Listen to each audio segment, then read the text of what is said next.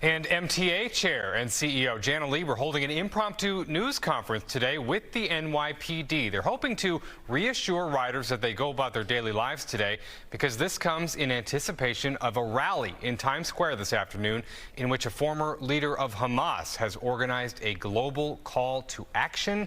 Ashlie Rodriguez is live from Times Square where the rally expected to take place just a few hours from now. Ashlie.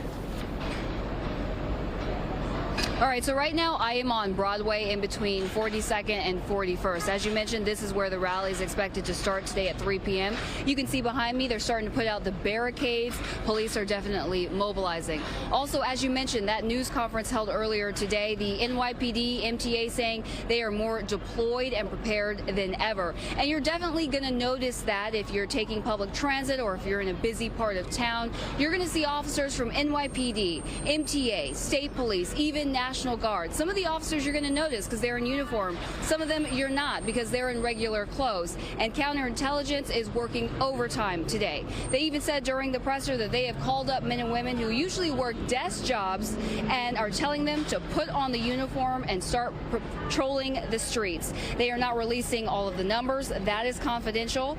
And they said this is about reassurance and deterrence. That way people can go about their business even amid a global call to action by a terrorist organization.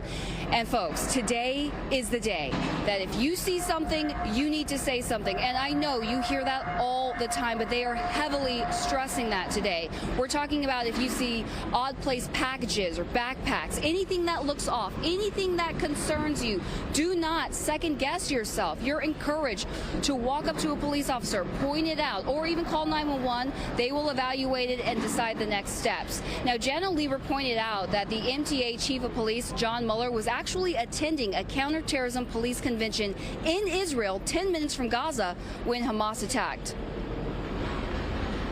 We are increasing our presence and our visibility. This is about giving a comfort level to our ridership. We will have additional assets that you will see, and we will also have assets that you do not see. And the public should know that we are managing and intaking as much intelligence as we can by the minute and making sure that we have the right portfolio of strategy to keep our terminals and our subways and our commuter railroads safe.